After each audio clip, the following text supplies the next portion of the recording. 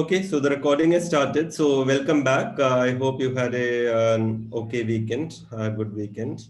And so today is lecture 4. So we have had this introductory lecture and then we have started solving some equations. Some methods we have already seen. We know about separable equations. We know about homogeneous equations. We know about exact equations and closed equations.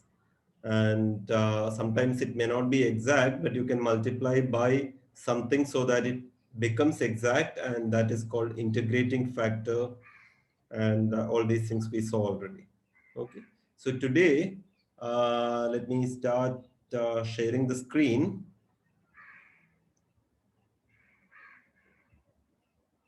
And one of you could quickly confirm that you can see this. Yeah, Yes, it's sir. really Yes, sir. Yes, sir. Very good. Okay. So today the title is Existence and Uniqueness. Actual existence and uniqueness, the real result will be tomorrow. Tomorrow we have a class, right? So tomorrow, what is called Picard's theorem, Picard, Picard, Picard. That will be the real thing tomorrow. Today we will not do that, but today I will show in a very simple situation the kind of result that we have in mind. Okay, so we will have a first order linear equation, the simplest kind, and we will say that it's in the standard form. So this is the word standard form if it's of a particular form. Okay, and then we will show that a standard form first order linear differential equation in standard form, it has a solution. There is some condition you will see when the slide comes, and then we will show that there is a solution. So existence and uniqueness, there exists a solution and the solution is unique. It's an IVP, there's an initial value given. So there is exactly one solution satisfying the initial value and satisfying the differential equation. And then, this is just a trick. There are certain class of equations called Bernoulli equations, which we can convert into by a substitution. We can convert it into first order standard form ODE, and then we will see how to solve that also. So it's an easy lecture today, not much. We might end before time, I don't know, we will see. So let's do this. Yeah, so if we end before time, then we have a bit more time to discuss. Otherwise discussion will be in the interactive session, because I believe today you don't have extra time. You have a class soon after this, so we may not have much time. Okay, let's start. So formally, let's recall what did we do last time in the last class. We discussed exact equations. So mxy plus nxy dy by dx equal to 0. Such a thing as exact if there is a function u such that del u by del x is m and del u by del y is n. And in your calculus language, this was same as the vector field m comma n being the gradient of something, being the gradient of a scalar field. And then we discussed closed, and this was same as del m by del y equal to del n by del x. And in your calculus language, this was same as saying curl is 0. Curl of that vector field is 0. Or my preferred language was curl free. Free of curl. Curl is 0. Okay, so exact and closed we discussed. We showed that exact is always closed. This is what you have done in calculus. Curl of gradient is always 0. Closed is not always exact. Curl free does not mean gradient, but it is true if your domain has a property. Could you just recall what is the property on the domain so that closed is Simply automatically connected. simply connected. Simply connected. very good? Okay, if your domain is simply connected. And Convex. then we discussed integrating factor. Integrating factor is a function possibly of both x and y, but in many practical situations, we will look for a function of x alone or y alone. Whatever it is, you multiply with it, and then the equation becomes closed. And if you are on a nice domain, it is automatically exact. And then you have your method of solving it.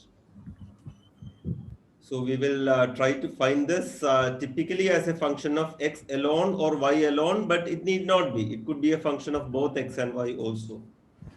Okay, important point. This is a practical step that after multiplying by mu, theoretically, you would have got an exact equation. Maybe I should say closed equation. But do check before you proceed because you could have made a mistake. Sir, Okay. Yeah. when we claim exact is closed, we were working with C1 MNN, right? Yes. Yes. So in general, we can't claim it, right? So that is understood. Yeah, that is correct. So M and N are, yeah. So our theorem is, yeah. So when I recall, I am stressing the plain English sentence. The hypotheses are all there in the correct slide. So in our theorem, we stated it correctly that you have, continuous partial derivative. It's what you call C1, right? So that is there. Because we used what you told me is Claros theorem. Mixed partials are equal. That is important. Yes. So thanks for pointing out. Yeah. So all these details are important, but when we recall, I'm asking you to just yeah. Okay. So now let's continue. So a first order linear DE will be. So what is a first order linear equation? An nth order linear equation will be of the form some function of x times dny by dxn plus etc. equal to bx, right? A first order dE will be of the form a naught x dy by dx plus a1x y equal to bx. What is the difference between a general first order linear differential equation and what I have written down here? Right, you had a definition of nth order linear differential equation, and The here I, quotient of dy by dx is 1. yeah, exactly. So a naught x, that coefficient, I am normalizing it to be 1. Then I say that this is a linear DE. You want to give me the word? You've already seen it in the title slide. Linear DE Standard. in A standard quarter form. one. Okay, maybe I should have underlined this in standard form. Okay. Yeah. So a linear DE we say is it in standard form if the coefficient of dy by dx is normalized to be 1. Now, do you think that so where are these differential equations? All these differential equations are defined on, right? You have x and you have y as a function of x. So x takes values in some interval, right? It's a function of one variable, px and gx. So these are defined on some interval. Okay. Now, do you think that given any linear differential equation, first order, you can always put it in standard form? Is that true? Yes. Then it could cost the domain, like if it was earlier defined on a larger domain and we divide by the coefficient of dy by dx, then we require that the coefficient is non-zero at certain values, but at certain values of x it could be zero. If the So those, coefficient is, yeah. So you can put it in standard form always. What will happen is when you divide by this a naught x, you may have something divided by a naught x. That may not make sense if a naught x becomes, right? That may not make sense if a naught x becomes a naught vanishes. So certainly you can convert it to standard form if the coefficient of the leading term is never vanishing in your interval. Right? If the coefficient of dy by dx is never zero in your interval, please mute. I think some people are unmuted. So when you want to ask a question, unmute at that time. Otherwise, keep it muted. Sir? So, is there a question? Yes, sir. I had a question. Yeah, ask. If I say that at some point of x, at some x, then the coefficient of dy by dx is 0, then what? Then what? Then can Then we you divide can then also? put it in standard form. Hmm? Then dividing by that doesn't make sense, right? I mean, you can still divide, but you will get a function here which is not defined at that point. Yes, sir. So therefore, you can't do that. You will have to leave it as the original equation. It will not be in standard form. If they have standard form, then we should say that the standard form cannot be defined like that. Yeah, you can't put it into standard form. Yes. Okay. Okay. So, or if you put, there's this problem at this point. You will see when the theorem comes, it's not just putting it into standard form. We will need, good conditions. In standard form, you have these two functions, and we would like, in our theorems, for these functions to be continuous. Okay. So after dividing, these functions have to be nice, continuous. In particular, it should be defined throughout your interval. So if the coefficient here was 0 at some point, then you are not able to put it into standard form. So keep that in mind. This is a very important observation, very trivial observation, but some trivial things are also important. Okay. So now we are going to assume, so this is also part of my definition. Okay. So when I say in standard form, okay, so this is a question of convention. We are going to assume that Px and Gx are continuous on an interval I. Okay. Px and Gx are continuous on an interval I. So now we can ask, when is this exact? Okay, suppose you assume Px and Gx are continuous on an interval I. And let me ask, when is this? So what is so on this interval I, it is defined. Okay, it is defined. And checking for exactness is same as checking for closeness, no? Because what is your vector field now? If you write it as mxy plus nxy dy by dx, what is your vector field?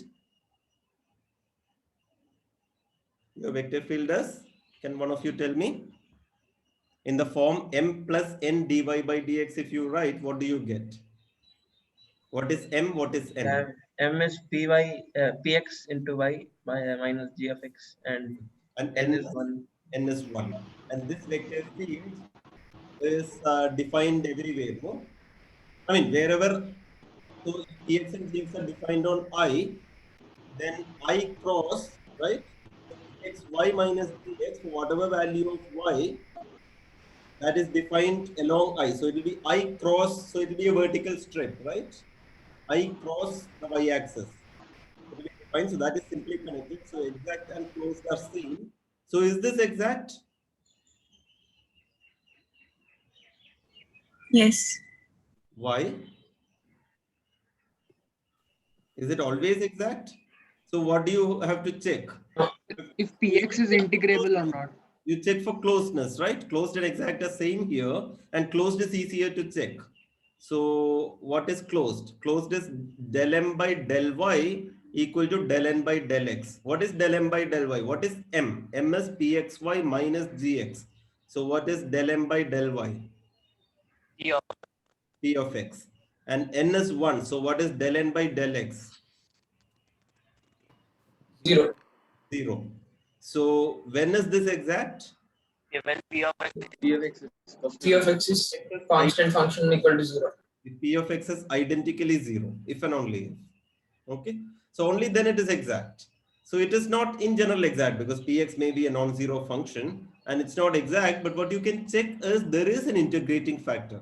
So you should check this, that if you take e power integral of p dx meaning integral of px dx. Integral of px dx makes sense, no? Because px we are assuming is continuous. So on any interval you can integrate it, your Riemann integral. Okay. So if you take e power integral p dx, and if you multiply by that throughout, you can check easily that it becomes exact. Okay. So check that this is an integrating factor. So that means e power integral p dx times py minus g, p meaning px, g meaning gx, plus integral e power integral p dx dy by dx. So I am just multiplying this equation throughout by e power integral p dx equal to 0 times e power integral p dx is again 0. This is exact. Okay, this is exact. So you can check this, right? You can check again for closeness. Is this closed? So m is this and n is this. So what is del m by del y? What is del m by del y? del y. So what do you mean? What do you need to check? M is this. M is this. So what is del m by del y? P into e power integral p dx. Correct. And you have Yes. del n by del x.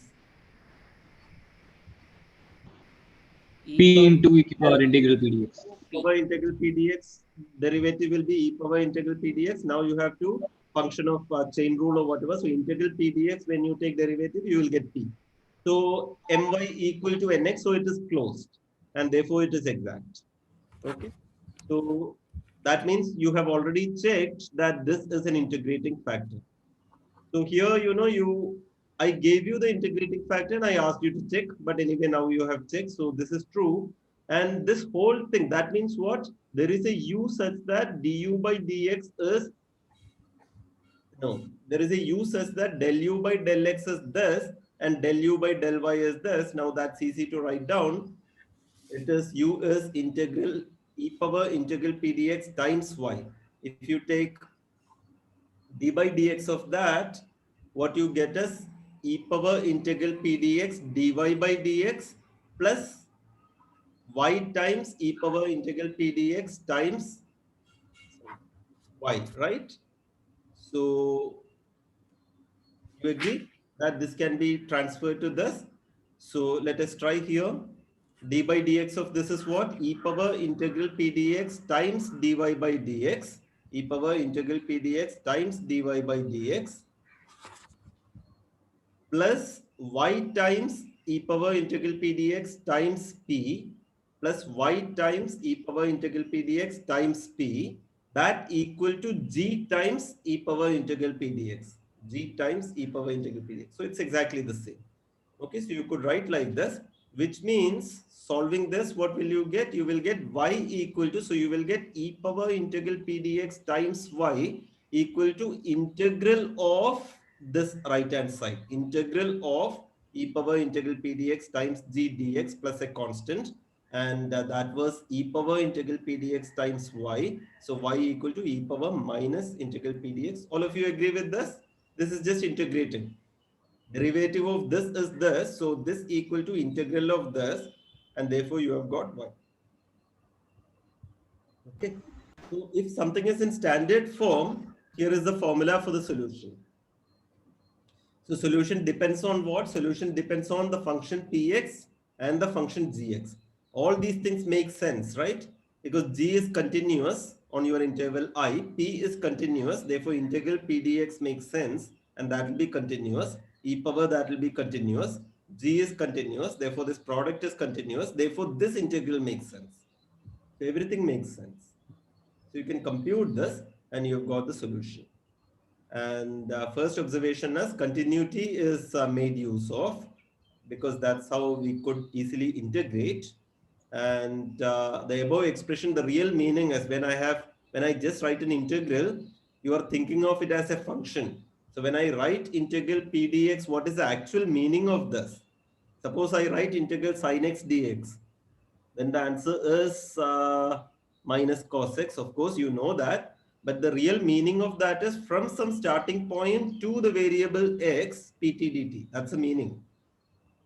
And this x naught, how do you get this x naught?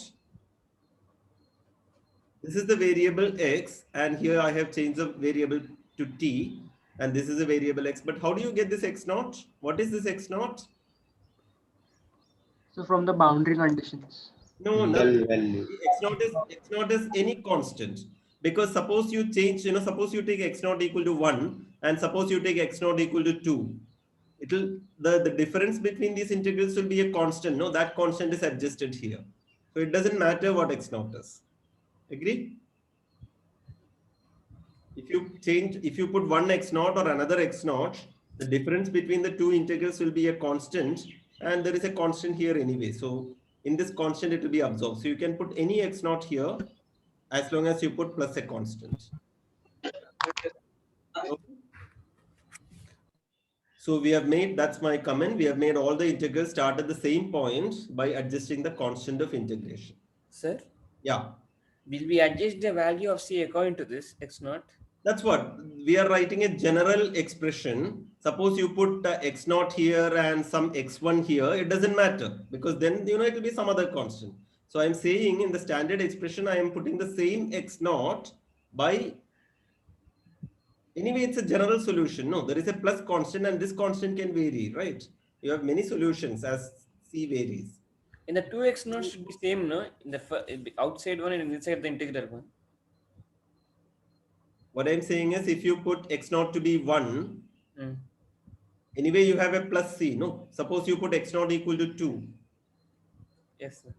right? All that, if you put this x0 equal to 2, this x0 equal to 1, doesn't matter. You just take some examples. And if you change this x0, one of this x0 or all of this x0, that will result in a constant change only, no?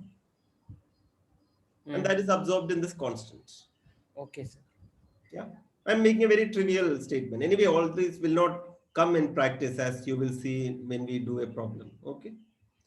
So now suppose you have an initial value given, y at x0 is y0. If you have that initial condition, then what is the constant? Suppose all these things are x0 and at x0 the initial value is y0, then you can see, right, x0 to x0, so that will be 0, that will be e power 0 is 1, x0 to x0, that will be 1. So what is y0? Y0 is c, right? By this normalization, since I called all this x0, suppose that x0 initial value is given, then you put all this as x0, then that particular constant c is y0. Clear, no? Because all these will be x0 to x0, x0 to x0, x0 to x0. So all those will be 0. And therefore, this will be 1 and this will be 0. So 0 times 1 is 0. So c will be y0. So you can evaluate the constant. Therefore, the unique solution to the IVP, if you have the initial value y at x0 is y0, then the unique solution is y equal to all this plus now you have evaluated c to be y0. Clear? So this is a unique solution to the given IVP. So what are the conditions here on the IVP? Initial value is given and your first order linear differential equation is in standard form. Moreover, on your interval of definition I, what was the crucial condition? P and Q are continuous. P and Q are continuous. Okay, so that is crucial. And under that condition, we have proved that there is a unique solution. So let's take this as a result. We have proved, consider the IVP y1 meaning dy by dx. Sometimes we write y prime, sometimes we write dy by dx, sometimes we write y1. And we have proved that this IVP meaning initial value problem, y1 plus pty equal to gt, y at t0 is y0, where pt and gt are continuous functions on an interval I. Interval should contain your initial value, right? T0, this makes sense only if y is defined there. So T0 is from I. And on an interval I containing T0, PT and GT are continuous throughout, then what have we proved? There is a unique solution on I to the given IVP. This is what we just proved. So there exists a solution and moreover the solution is unique. One remark is that both existence and uniqueness are guaranteed on any interval on which we have continuity of the coefficients. Suppose I have given you an interval 1, 2 and the initial value is 3 by 2. Suppose you take a slightly larger interval 0 to 3 and you observe that PT and CT are continuous on 0 to 3 also. So though I have given only 1 to 2 interval, by observing that on the bigger interval also PT and GT are continuous, you can apply this to the larger interval. So even if I give you a small interval and I am interested only in that interval, you could sometimes conclude that on a larger interval also uniqueness is true, existence is true. Okay, so wherever you have continuity of the coefficients in standard form. So this is the most crucial thing, that after putting it in standard form only you have, after putting it in standard form, you need continuity. So suppose I give you an equation a0x dy by dx plus a1xy equal to a2x. And this is defined on an interval I. And suppose I tell you that A0x, A1x, A2x, all these are continuous on the interval. Can you apply this theorem? No. You can. You divide by, first of all, you divide by A0x. But what if it is 0 Yes, yes. somewhere? So it depends. If A0x is non-vanishing throughout your interval, then you can divide. And so what will be PT and GT? PT will be A1T by A0T and GT will be A2T by A0T. And if A1T and if A0T is continuous, that is anyway given to you, and suppose it is non-vanishing throughout your interval I, is it true that A1T by A0T is continuous? Yes. Yes, because A1T is given to be continuous and A0T is also continuous and also non-vanishing. Therefore, if F and G are continuous, then F by G is continuous provided G is never vanishing. So sometimes you can put it into standard form and apply this theorem. But if A0x is vanishing, then there's a problem. Then you should not apply. So Yeah. what if A0x is a factor of P and G? Like it may cancel out, right? Even if it is 0. Yeah. So then it's okay. Then you can apply. So what you have to do is, so this is the good that you asked that. So what I'm saying is, right, whenever we talk about a fraction, whether it's numbers or functions, after cancelling the common factor, only we look at it. Suppose, I mean, when we are playing with numbers, suppose you have 2 by 4, then, you will make it 1 by 2 and only then you start discussing its properties. So if it's a factor, very good point. If it's a factor, you cancel that thing. Okay. And after that, you get your PT and GT and ask the question, is PT and GT continuous? So the basic point is convert into standard form before you apply this theorem. This theorem is only for, you can see it in the proof that, dy by dx coefficient was 1 was crucial when you wrote like this. So only for standard form, we have done this. So if something is not given in standard form, I'm stressing this again and again because we may ask questions which are not in standard form. Okay. So you have to convert it into standard form. And having converted it into standard form, you write that PT and GT and you check whether PT and GT are continuous. Continuity of the coefficients are important after converting it into standard form. Okay. I hope the point is stressed enough. So, Sir, yeah. so why do we need P and G to be continuous? Isn't integrability Riemann enough? integrable is enough. Yes, Riemann integrable is enough. But yeah, so there is a little bit extra freedom in our proof. Riemann integrable is enough, but tell me if PT is Riemann integrable, can you conclude that integral PT is continuous? It may not be. Maybe Perhaps. it is. Maybe it is because integral is a nice function, so it will make it continuous. But that's not enough for us. You see, we want y to be a differentiable function, no? So Okay, so all this should be differentiable. For that, you need to assume PT to be continuous. You agree? okay, I get it. Integral to be continuous, maybe PT need not have been continuous, but you want this to be differentiable. Because finally y should be differentiable, no? Because y is a solution of a differential equation. So you should be able to differentiate y.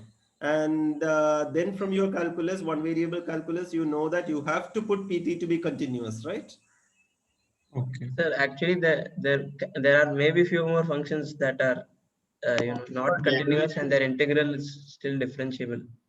The Because derivative need not be continuous. yeah, You want derivative, yeah, correct. So you want y such that when you plug it in here, y should be differentiable. Yeah, but you don't want derivative to be continuous, no? You don't really want derivative to be continuous. You want y which is differentiable so that this makes sense, and when you plug it in, it should solve. So you are saying that there are functions that you can think of such that the integral is differentiable. yeah, the integral is differentiable, but the derivative, I mean, basically the function itself need not be continuous. Correct. So some such thing also one can play with. So there's a little bit extra. Say that again. જો તો બસ એટલે હું કાલે આટલી વાર કીધો તો. Please હું mute. હારા Suppose you હવે are ઉઠ્યો. talking to me, then you mute. પણ મમ્મી એટલે હું તમને So મૂકી they, દઉં કાલ they રાતે may આટલી be a વાર little bit, દર્શન કારણ કે મને ખબર કે હું મોડા ઉઠું. Sir, actually that's how do I mute everybody? ત્યારે હા જો ને કાલે આટલું બોલે તો કંઈક ફરક પડ્યો હવે ખબર પડી ને કાલે કેમ આટલું બોલતો હતો કારણ કે મને ખબર Whoever it is, please mute the audio. I should be able to mute all, but I can't immediately see. અરે ક્યાં મિત્રતામાં How do I mute all? Option must be in the participants list. Oh, in the participants. Okay, thank you. So participants mute all. Yeah. So I'm muting all. You unmute when you want to ask a question. Thank you. Yeah. Yeah, I'm still new to Zoom. Yeah. Okay. So there may be a bit of extra freedom here. So you analyze that. So such things are possible. Okay. But as one of you said, if you want Y to be C1, then of course PT has to be continuous. Sir, Yeah. if is that I mean, after making standard, P of t is not continuous at some point, and that some point is not in interval, then it's no problem, no? Yeah. Everything is see. Once you have what is the meaning of a function? A function is defined on an interval. Okay. Suppose I give you a function which is defined on the interval 1,2. Then your full world is 1,2. What is happening at 3 or 4, whether it's defined, whether it's there, you don't care. So everything is on the interval. Okay. This is what you had in mind, right? Okay, sir. Yeah, correct. Okay, so existence and uniqueness are guaranteed on any interval on which you have continuity of the coefficient.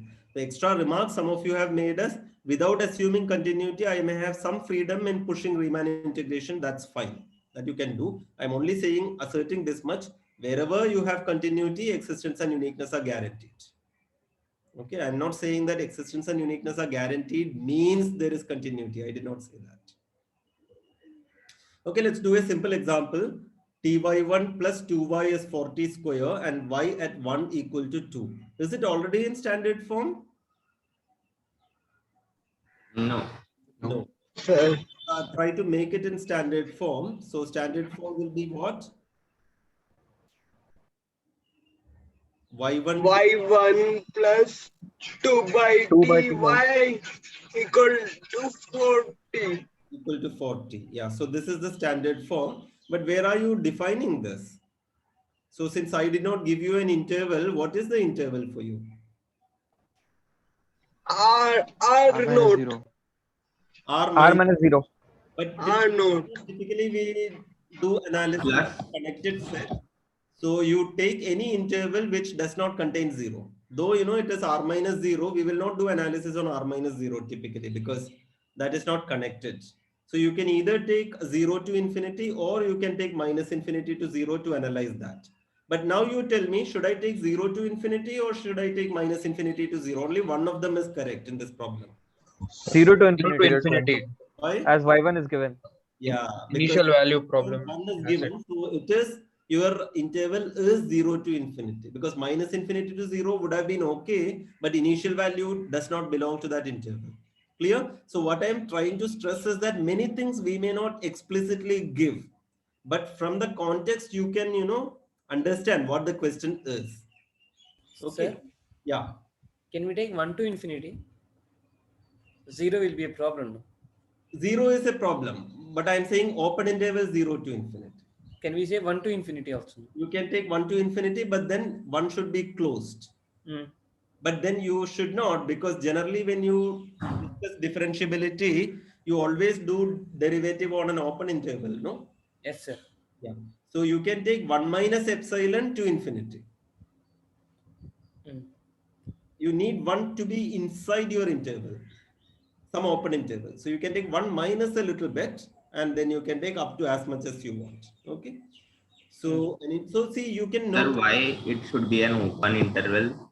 Differentiation, that's where you conventionally, usually you do derivative on an open interval, no? Yes, sir, yes. Yeah, that's the reason. See, you can, strictly speaking, you can do on a closed also, but then, you will have to use words like right side derivative or something like that. So typically, as convention, when we do analysis derivative, we always take on an open interval so that, limit makes sense from both sides. Okay. Yes, sir, but it was not explicitly mentioned, so I asked. Say it again. In the previous slides, it was mentioned only interval, so I got. Interval, yeah. So as you can see, many things will be clear only when we talk. So sometimes, I will write just an interval for an open interval. Okay. So this is an open interval. Sometimes it may be a closed interval. You have to make sense. If derivative comes, see, it may be a closed interval also. But suppose I is a closed interval, even then it's okay. So then, everything makes sense if, suppose, I give you a closed interval 1 to 2. But you notice that, 1 minus epsilon and 2 plus epsilon, that open interval also everything makes sense. Then in particular, closed interval 1, 2 is okay.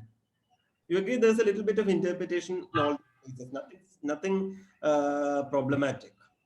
So sometimes we might give a closed interval. At that time, don't say that, look, you said only open interval is allowed. But the point is, in an open interval containing this closed interval, everything will make sense. Then I can give a closed interval also. Okay, sir. So, yeah. So let's do an integrating factor. So integrating factor is e power integral p dx. What is p? 2 by t. P is 2 by t. So integrating factor is e power integral 2 by t. E power twice log mod t. Should I say mod t? I don't have to, right? I can just say log t because anyway, your interval automatically is to the positive side. So Yes, sir. 2 log mod t, and that is log t square. So whether I put mod or not at this stage, it doesn't matter anyway because it's t square. And e power log t square is t square. So t square is an integrating factor. So you multiply by t square throughout. This one, you multiply by t square. So you got t square y1 plus 2yt is 40 cube. And this has to be exact. And what is this the derivative of? This is T square y. What? T square y, right? T square Yes. y. So d by dt of t square y is 40 cube.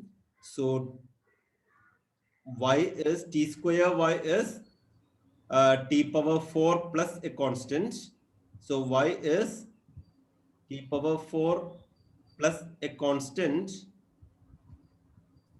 So we have to multiply the IF to standard form or the given equation.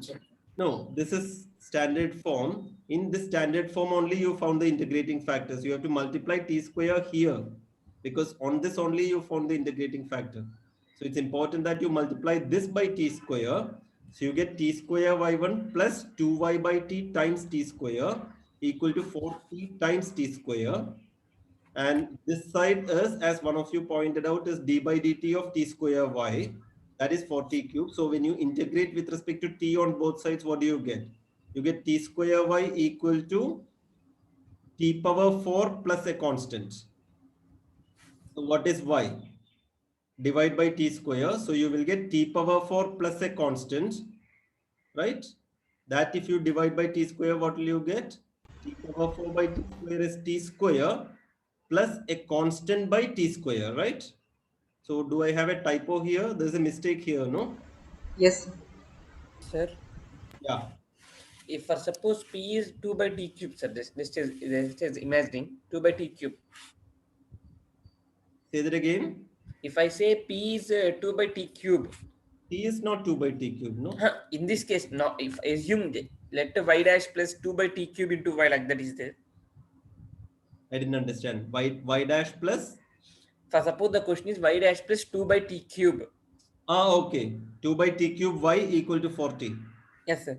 Then you will get e power, 2 by t, 1 by t square will get, minus 1 by t square will get, no? No, at that time, see, that's another question. So you have to redo everything, right? So you have to do the integrating factor. You will get e power integral 2 by t cube. Yes. Therefore, e power minus 2 minus 1 by t square will get, no, sir, then. Okay, fine. Then if we take 0 to infinity, e power, I mean, 1 by t square will be no, then e power 2 will get some weird, no? Why? No problem, no? I say 0 to infinity there. Yeah, no problem, no? And 0 to infinity also the function minus 1 by t square is well defined, no? What is the problem? If we need to substitute values 0, no, there, that I want. I don't understand because you have, suppose you have 1 by t cube here, right? Yes, sir. So what is integral of 1 by t cube? Minus 1 by 2 t square. Okay, so basically you are saying that some minus 1 by t square is coming, right? Yes, sir. So your answer will be e power minus 1 by t square, right? Mm. So that is okay, no? That will be the integrating factor. What's the problem? Okay, sir. I'll ask it then. It's an interval not containing 0. We should not include 0, no, then. Also, you should not include 0. That is clear because you want continuity here, no? 2 by t cube. That function should be defined. So whether it is t or t cube, 0 cannot be part of your interval, no? Yes, sir. And minus 1 by t square is fine, no problem. So it will not be like something this nice. It will be e power minus 1 by t square. So e power minus 1 by t square, you should multiply throughout and whatever you get. That's another question, which is not there in the slides. Okay, okay. Okay, so let me double check again. Did I make a mistake in my next slide? So Yes. t square y is t power 4 plus constant. So I am dividing by t square. So y is t square plus a constant by t square. So this is a mistake, right? So Yes, sir. correct it. If I don't correct it, you please correct it. Okay. So it's a typo. It's a mistake. So initial condition gives what? C to be y at 1 equal to 2. So y at 1 is 2. So 2 equal to 1 plus c. So c equal to 1. C equal to 1. So okay. So here there's no mistake. It is t square. So the answer is y is t square plus 1 by t square is a solution. So there is a one typo that I should correct. Okay, very good. So, Sir, yeah. sir, can we claim that this is the only solution of the initial equation given? Yes. Because we have altered that equation by dividing by t. Okay, that's okay. That's okay. That's okay. So what I'm saying is this is the only solution of this equation. That is fine, no? Yes, sir. Yeah, that's all that I'm claiming, nothing more. So the above equation can have more than one solution. In this particular case, maybe not. I need to think, but in general, it could have. Yeah, it could have. Yes. Sir, Even here, it may have. Even here, it we'll get y value at t equal to 0, no? Yes. But if I keep in the solution, then I won't get, no? Still, it's possible. I will show you an example a bit later. It's a very good question that you have asked. My conclusion is, I will stress again, my conclusion is only about this. This is where we had the theorem, and this is where we have existence and uniqueness. I am not saying anything about uniqueness here, right now. I'm not saying about uniqueness, sir. Huh. Here, if I substitute t equal to 0, then I'll get y value 0, no? Here, if you put t equal to 0, but okay, what is the question? Your interval is what? If I take 0 to infinity only. Including 0. Of course, if I take 0, then we should not. Then this procedure will be wrong. Correct. So if you have an interval including 0, then this procedure is wrong. This procedure you cannot do. So you have not concluded anything about solving this. So if you are in an interval, yeah, so the question did not have everything. So if you are in an interval not containing 0 and containing 1, if you are in an interval not containing 0 and containing 1, so that this you have, then you have got a unique solution to this question. You agree? Yes, sir. That's all that we have done. So I might not have put it here, what is my interval, but that's why, the class is important and discussion is important. Okay. So this is exactly, why I don't put all the details on the slides, so that, those who come to the class and discuss with me, they will understand it properly. Okay. So, Sir, for the original equation, the natural domain is actually all of R, right? Yes, the So, original equation, the natural domain is all of R. so And we can take the solutions that we obtained for this and see which of them can be extended to all of R with a continuous and differentiable y, and that will only be t square, right? yes, yes. So the You are only solution without the boundary condition, with the boundary condition, is inconsistent on all of R. correct, correct, absolutely correct. So you can solve like this. So what you should do is forget this for the time moment, because the one that is given to you, since I don't specify anything, the domain is the whole of R, and forget this condition. You can put this into this form on two in separate intervals, minus infinity to 0 and 0 to infinity. And on that you would have solved the answer to be this, t square plus c by t square. That makes sense both on minus infinity to 0 and on 0 to infinity. Agree? Now, throughout R, this will not make sense because of by t square. So you can conclude that this kind of a solution is not there throughout R, but coming back, yeah, so this does not have a solution, right? That much is clear. This does not have a solution throughout R. So t square is there. Hmm? C equal to 0, we C can. equal to 0. Yeah, yeah, very good. Yeah, sorry. C equal to 0 you can put. So t square is a solution. T square is a solution, right? T square is a solution to this throughout R, but then this condition is not satisfied. So if you have this IVP, there is no solution throughout R. Agree? Think about it. So even if we made a mistake in doing it, we have got a method to do it which is correct, which is that if there is a larger interval where something is given, you analyze the subintervals where you can put it into standard form with continuous P and G, continuous coefficients, and analyze and see how to patch these things together so that you will get a solution throughout, and that should give you something. So this is an idea, okay, which you can use. Hello, sir. Yeah. Sir, by saying the if we saying y p of p and g is continuous and non-vanishing, then Yeah. it is then it will not implies that the answer the function of the y which is function of x is it defined uh, like if there is this in this slide t cube is equals to y should not be defined in on 0. Yes. If C is non-zero, then Y is not defined on any interval containing 0. Okay. Okay. So you have to do a little bit of commonsensical analysis at the end.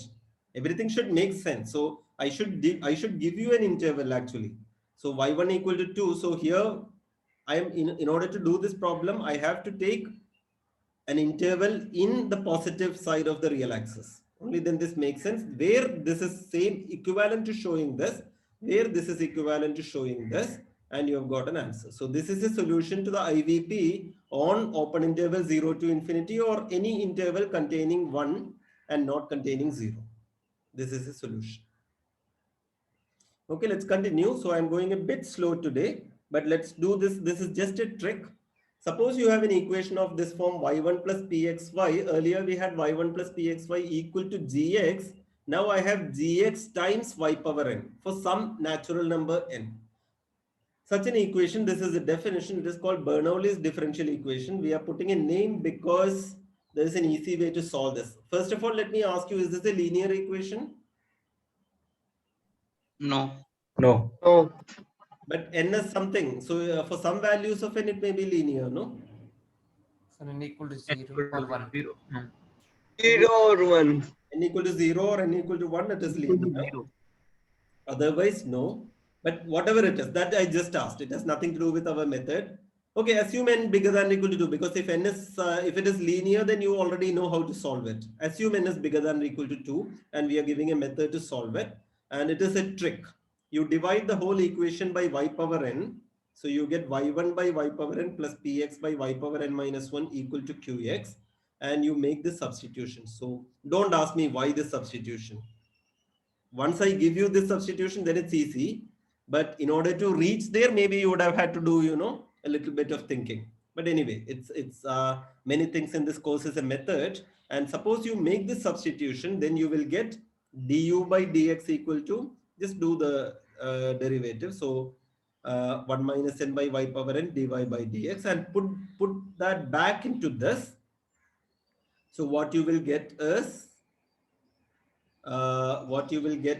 substituting, you will get 1 by n minus 1. So you're converting dy by dx into du by dx. Okay. So dy by dx by y power n is 1 by 1 minus n du by dx plus px times ux equal to qx. So you have got this. And this is a first order linear differential equation. Agreed? So even if you have a Bernoulli equation which is non-linear, n is bigger than or equal to 2, the substitution ux equal to 1 by y power n minus 1, if you convert, you will get a first order linear differential equation, and most likely in standard form if p and q are given to be continuous. Then you are getting it in standard form, and therefore you can solve by doing integrating factor. Let's do one example. So is this a Bernoulli equation? Yes, sir. Yes, sir. See, I deliberately, interchange x and y. It doesn't matter, right? Your x is y and y is x. You don't have to convert this into dy by dx. What is given is a differential equation. Okay. So this is just for fun. Okay. So is this Bernoulli equation? Yes, sir. Because what is the form of Bernoulli equation? y1 plus pxy equal to qxy power n.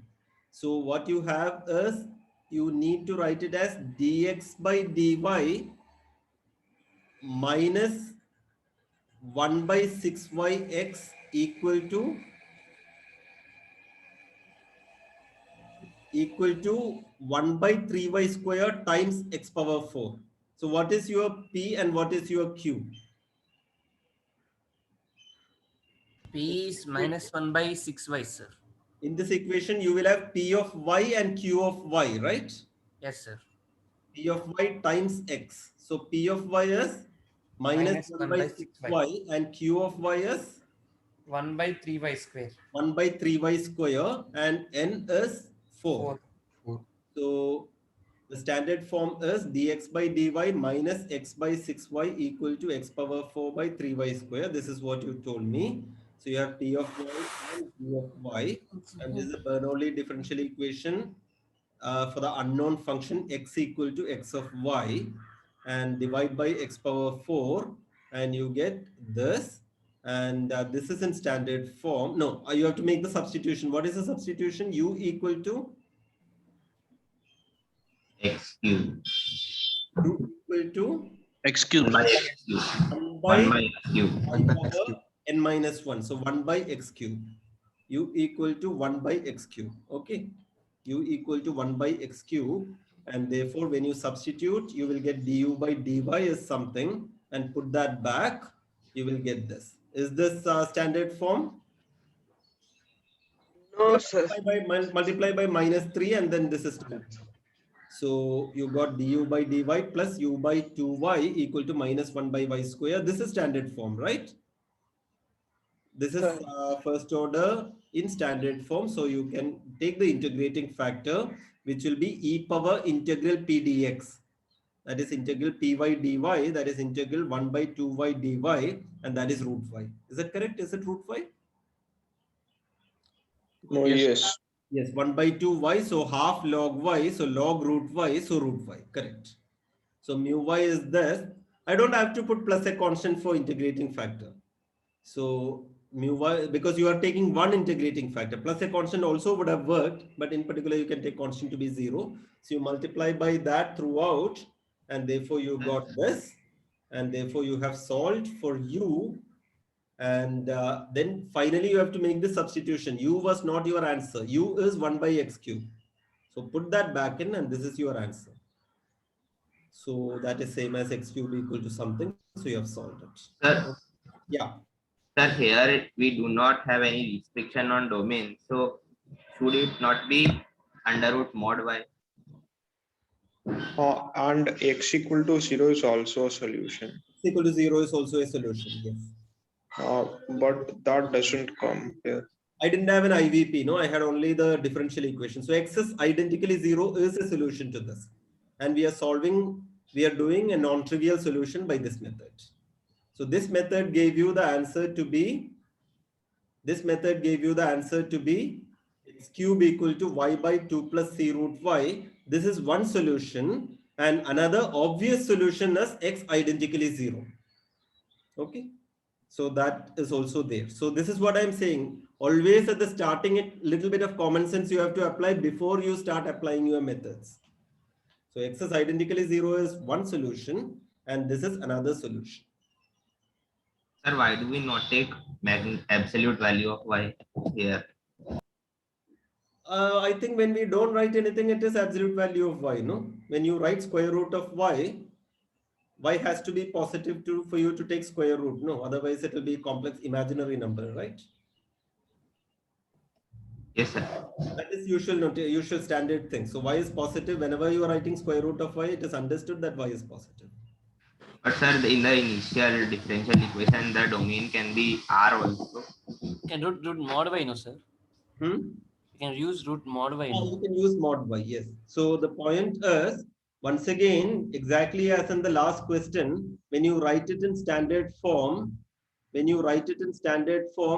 is understood that, you know, you are applying this method. So it is understood that this P and G are continuous on your domain. So you are taking a domain either 0 to infinity or minus infinity to 0. So I have taken 0 to infinity in this analysis. If you are writing minus infinity to 0, you have to put mod. Yes, sir. Okay. So I am continuing the analysis, though I am not saying this, I am continuing the analysis on the region 0 to infinity. I cannot take the whole of R because then it's not in standard form. So I'm taking 0 to infinity. If I was taking minus infinity to 0, then of course I should put mod y. So that I am taking 0 to infinity is clear at this step because I don't put mod y. Okay. I'm interpreting, you know, based on your discussions, I'm interpreting correctly. Okay, so you have solved this. And as one of you pointed out, it is very, very important remark, which will be very crucial in many times, that you are not getting all the solutions. X is identically 0 is also a solution. And why are you not getting all the things? Because your theory you could not have applied here. Your theory you could not have applied here. Your theory you can apply only here. And here X is here also X is identically 0 is a solution, right?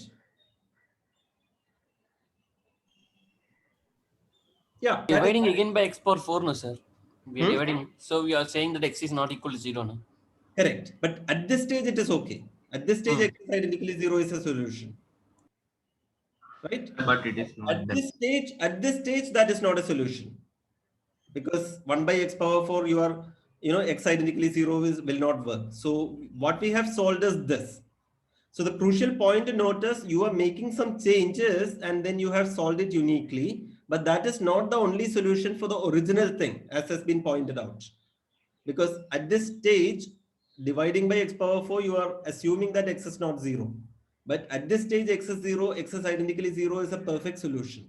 So x is identically 0 is also a solution for this. No? Okay, so that's also, so common sense has to be applied first before we come to our methods. I hope that. Excuse me, sir. Sir, if we manipulate the value of C to be extremely large, we could also say that x equals to 0 could be the solution. No, I mean, it is included. No, because C is large, but C is not infinity or anything. C can only be large. That will not give you x equal to 0. That will only give, anyway, this is a function. This is a function. So C is, you know, finally a constant. So C is not a variable. So if you take C 1000 or C 1 million, it will give you a corresponding function. That will not give you x identically 0. Okay, so the IVPs that we have considered usually have unique solutions. I think it's time, but can I just finish the slide so that our recording is perfect? Yes, sir. I'll just go ahead and finish the slide. There are one or two important things, so maybe I should come back because you have another class now, no? No. No, sir. No, sir. Or then let me finish. Okay, I will take maximum 5 minutes. Okay, I'll take 5 more minutes and finish it. So IVPs that we have considered usually have unique solutions, but that's not always the case. Okay, here is a simple example. If you take y prime equal to 2y by x, can you give me a solution to this? Forget the initial value. 0. 0, of course, but can you give me a general solution? Y equal to kx square. Y equal to? Kx square. Yeah, a constant times x square. So y equal to a constant times x square are solutions. In particular, if you take the constant c to be 0, y identically 0 is also part of this. Okay, so both the solutions that you have given me are part of this. So these are solutions. And so y equal to cx square, if you plot, you will get all these things, right? You will get all these things. And but in any interval, so I can also write this as xy prime equal to 2y, right? If I write it as xy prime equal to 2y, that is defined throughout R. And I'm getting so many solutions. I could have taken, even satisfying this point. Suppose x0 is a point here and y at x0 is y0. Suppose y0 is here. So that means in this interval, this is this curve. I hope you can see my cursor moving. This, if y at x0 is this point y0, then this is the only solution in an interval not containing 0 and containing x0. You agree? This is the only solution. Because c would have been fixed because y of x0 is y0. Okay. But if you are considering this as the equation xy prime equal to 2y, therefore it can be considered throughout R. How many solutions you see in the picture now? x0 is still here and y0 is still here. So in the right hand side, this has to be the only thing. But in how many ways you can extend this to the whole of R? In a nice differentiable way. Infinitely many. Infinitely many ways, because only restriction is coming here. I have to, move along this line, but having hit 0, I can move along this, I can move along this, I can move along this. All these are solutions. You agree? Yes. Even the initial value problem will have infinitely many solutions, not here. What I have written strictly has a unique solution. So maybe I will change it. I will write it as xy prime equal to 2y. Then it has infinitely many solutions. So this is a first order linear ODE. Existence and uniqueness theorem guarantees existence and uniqueness on any interval containing x0 and not containing 0. But existence is there in fact throughout R. But this is wrong. I should not say y prime equal to 2y by x. I should say xy prime equal to 2y. Then existence is there throughout R, and but no uniqueness. Is that point clear in this picture? Because if this is the point Yes. x0, y0, then here you have uniqueness. In any interval not containing 0, you have uniqueness. But if you take an interval containing 0, I can extend it in a differentiable way in infinitely many ways. I can take any cx square here, but continuation here has to be like this. So I have infinitely many solutions. So uniqueness can fail. Sir, Example. sir, Yeah. by taking a small interval around x0 only, I'll consider that one, and remaining I can keep anything. Okay. No, if till here you cannot keep anything. No, till here this extension is unique. No, see, suppose you take a small interval containing x0 and you take this much, but that can be extended only along this curve. No, you cannot jump and come here. That will not be a differentiable function. Okay, okay. So here there is no choice. See, once there is a curve, you can go only along the red lines, red curves. So once you are here, you can only go here like this. You cannot jump to this. But coming here, you have got infinitely many possibilities to go along. So in an interval containing 0, you are getting infinitely many solutions. In an interval not containing 0, you have exactly one solution. This fits well with our theory. That's what we theoretically know. Okay, clear? Sir, Yeah. sir, So, first order differential equation will have only one solution. Based on all our assumptions on our theorem, no. It has to be in standard form and the coefficients have to be continuous. Yes, sir, but in the Bernoulli equation case, we got two solutions. Because that was not an IVP that we did, no. An IVP only has unique solution. Otherwise, of course, as constant varies, you have many solutions, no. Even here,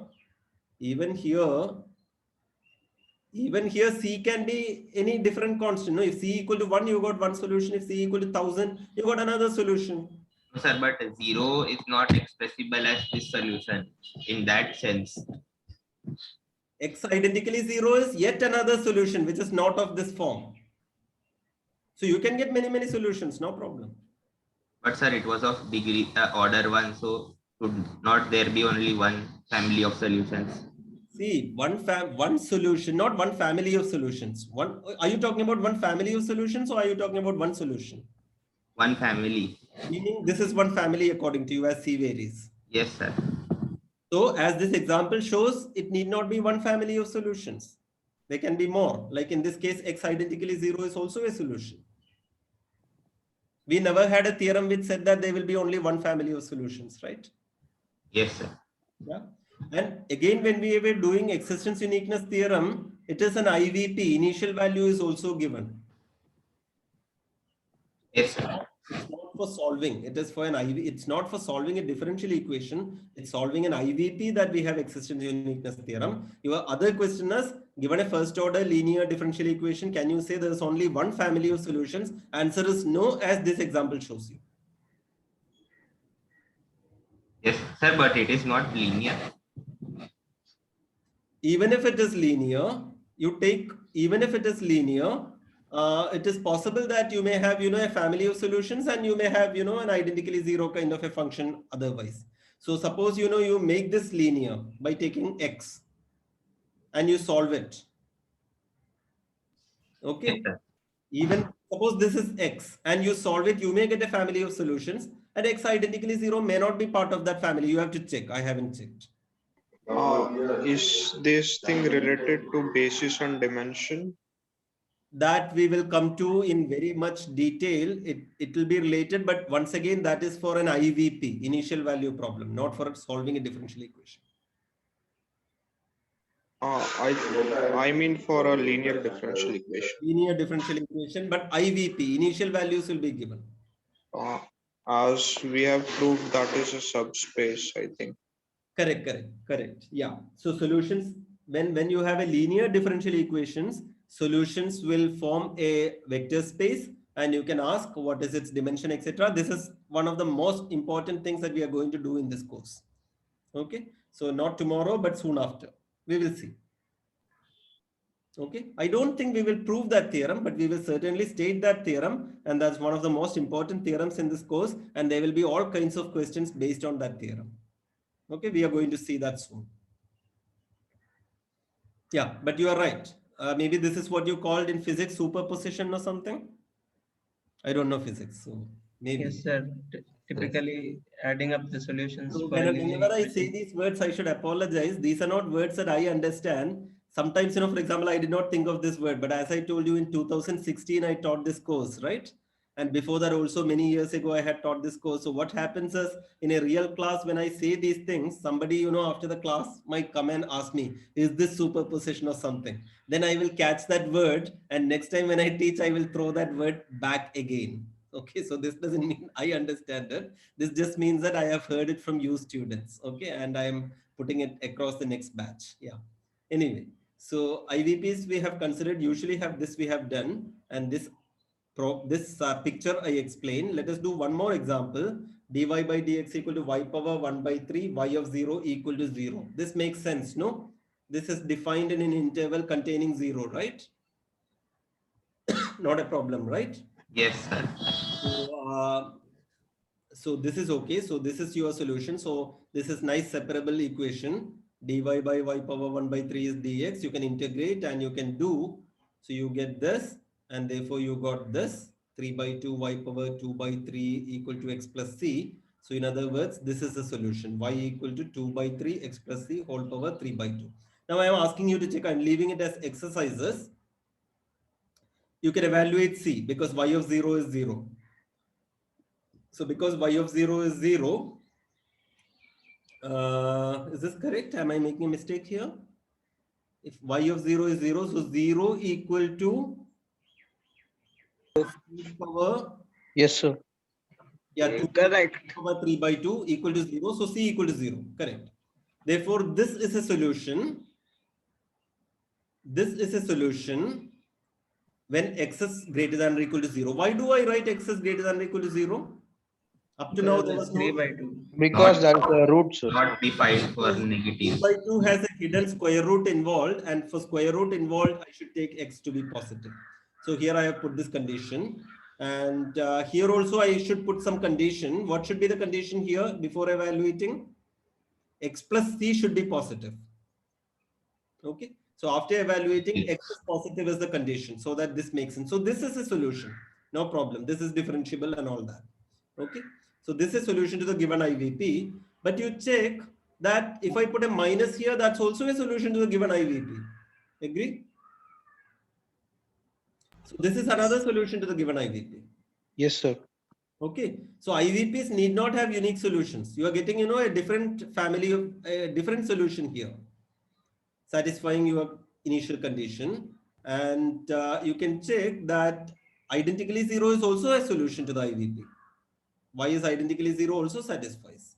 Y of 0 equal to 0 and dy by dx is y power 1 by 3. And that's another family of solution. And not a family, that's another solution, right? Because that's not in this form, that's not in this form. So that's another solution. More generally, you can check for any a positive, you can take the function phi a to be 0 if x belongs to 0 to a, and x greater than or equal to a, you put 2 by 3 x minus a power 3 by 2, and you can either put a plus or put a minus, one of this. So I don't know whether this is a correct way of writing. Y equal to this with a plus is one function, and y equal to this with a minus is another function. All these are, you can check. So you have to check that these are continuous, these are differentiable, right? It has to be differentiable because you're plugging it in a differential equation. And this all will give you a solution to the IVP, because at 0 is there already here. And so what you have to check is at A, you have differentiability, you need to check, and you can check. I'm leaving it as an exercise. So you are getting many, many solutions. You are getting infinitely many solutions to this IVP. Sir, rather than writing x minus a greater than 0, shouldn't we write mod of x minus a? Like everywhere mod of x minus a, because initially when we are using the value, it is y to the power 2 by 3 equals to x minus a type thing. Correct. And x minus a can be negative there, because y to the power 2 by 3 will be defined for negative values of y as well. I'm saying that I'm right. I'm giving you some certain functions. You are thinking of certain other functions, I think. So I'm saying, see, this definition makes sense, no? Without putting mod. Yes, sir, but y power 2 by 3 will be positive. Y power 2 by 3. I'm not Yes, saying sir. y. See, what all I'm saying is, suppose I write down y equal to 0 up to a, and beyond a take 2 by 3 x minus a power 3 by 2. That makes sense, no? There's no problem with this definition, right? Yes, sir. That's all that I'm saying. So I'm giving you, many solutions. Maybe you are giving even more solutions. That's only adding to what I want to say. Okay, so there's no need to put mod here because it is defined only when x is bigger than a. So this is positive. Okay, so what the point of this slide is, such a simple separable differential equation, and I made it an IVP by putting this initial value, and this has no uniqueness. This has infinitely many solutions satisfying this IVP. So that can happen. Okay, so tomorrow we are going to do a Picard's theorem, which will guarantee existence and uniqueness based on conditions on this function. So this will not satisfy. So remember this example, dy by dx equal to y power 1 by 3, where uniqueness failed for a first order equation for an IVP. So these two examples, keep in mind when we do Picard's theorem, we will see how these examples do not satisfy the hypothesis of Picard's theorem. Okay, so we get infinitely many solutions of the given IVP. This is my last slide. Let me stop sharing the screen. Yeah, tell me. Yeah, just in the end, you used 0, infinity as the domain with 0 closed. Yes.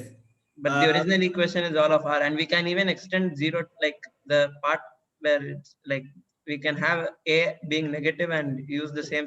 Yes. Wait, no, sorry. So to be You can have no A must be positive with the given initial value condition, but to be the 0 consistent, can be extended to be all of. consistent with what I was saying a little bit before in answering one of the questions. Generally, we prefer open intervals for differentiable functions. So 0 instead of 0 closed, I could have taken minus epsilon. I was talking about the natural domain of the original function, which was R. So we can have 0 from minus infinity to A, and Correct. That's correct. So when I do this analysis, I wanted to stress non-uniqueness of IVP. So natural domain, maybe I was taking not the whole R, but you are right. You can take the whole R and you can do this analysis, in which case you should take my last function as minus infinity to A positive, minus infinity to A identically 0, and beyond that, whatever I wrote down. Agree? yeah. Yes, sir. Yes, sir. Yeah. Sir, I have a doubt regarding integrating factor. Yeah. Sir, in integrating factor, we say that mu is either. Shall I stop recording and continue, or would you like this to be part of recording? I'm waiting for you to tell me what is better, because the lecture part is over. Integrating factors, you have a doubt from today's class or yesterday's class? Yesterday's class. Then let me stop recording, because that will not be naturally fitting into this lecture. So I will stop recording and we can continue as much as you want. Okay.